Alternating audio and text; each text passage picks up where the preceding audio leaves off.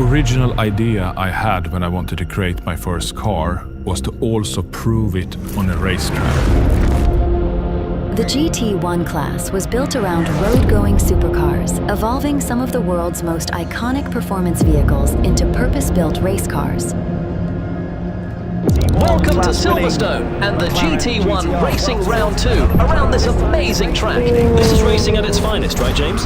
So the original CCGT was very much a skunkworks Koenigsegg project. We didn't have a big budget for it, so we had a skeleton crew led by one of our top engineers, Dag Belenius, who really was a genius and had a knack of figuring things out, reading the regulation, and also doing the craftsmanship himself with only 2-3 people helping him, converting the chassis, the bodywork of the CC8S and CCR into the CCGT.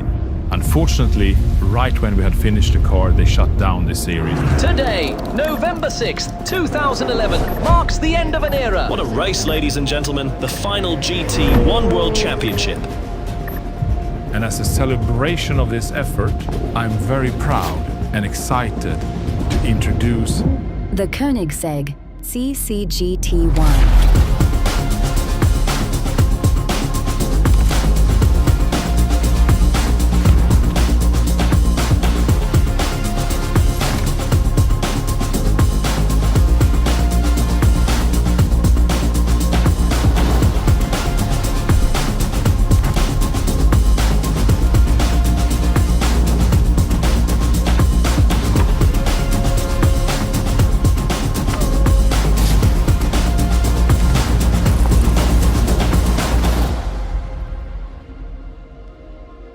The downforce numbers are really up there with the highest we've ever achieved.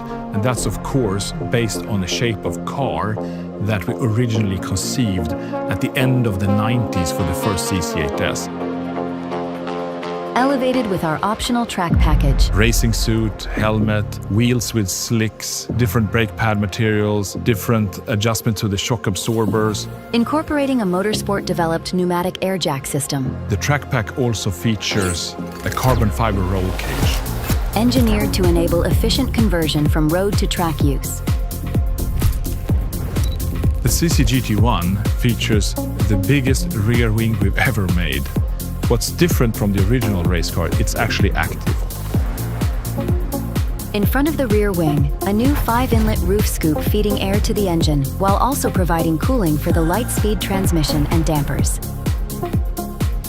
With modern emissions regulations eliminating the option for twin quick fuel fillers.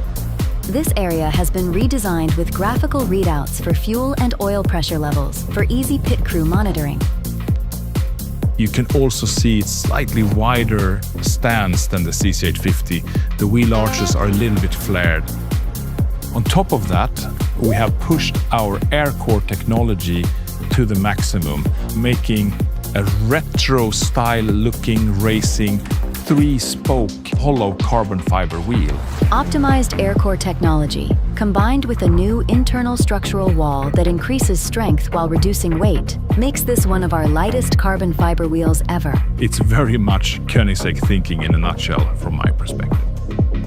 The cockpit has been redesigned with a series of track-focused enhancements.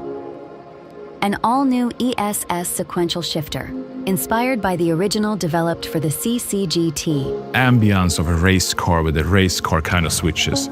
Placing greater emphasis on driver control, functionality, and performance. A brand new mechanical drive mode selector. Auto, sequential, manual, and reverse. 4 modes, 1 movement. Introducing the Chrono Cluster 3, designed to keep the driver fully informed with complete visibility of the car's vital systems, and also our analog G-force meter seamlessly integrated.